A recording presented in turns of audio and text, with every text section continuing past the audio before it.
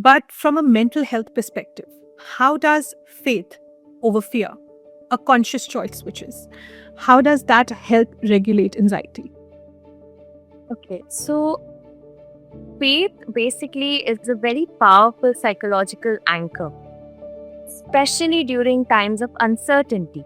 We've had COVID, then we've had the floods, and now we have this.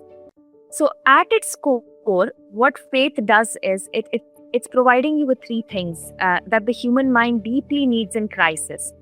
It provides you with a sense of meaning, which is when something very bad or very stressful or very uncertain is happening, our mind naturally shifts to a question: why is this happening? And faith usually helps hold on to the belief that there is a larger meaning or purpose, even if we don't fully understand it at that point. But we think that maybe God has better plans or bigger plans, you know?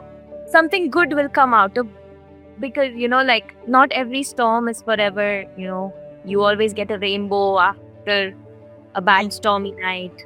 Chaos and the helplessness that we feel in our heart often. And then there is the second thing that it helps with is a sense of control through surrender. It's basically like you sometimes tend to surrender.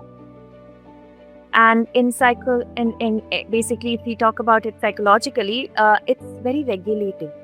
What we were talking about earlier, regulation techniques, grounding techniques. So we surrender to our faith, to our God, or to whoever we believe.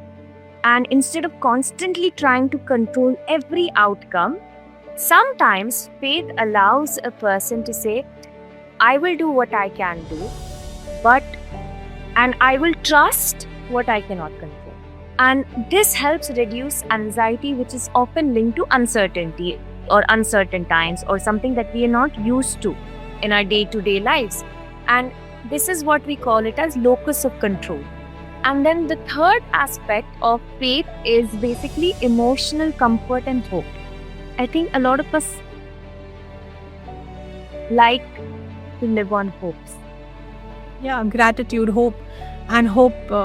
In Hindi, there is this saying that "Umeed par dunya kaam hai." Well, actually, hai. Yes, correct. So when we practice prayers, reflection, spiritual routines, this is all basically your mindfulness-based cognitive therapy techniques that we have kind of curated into a more Englishman way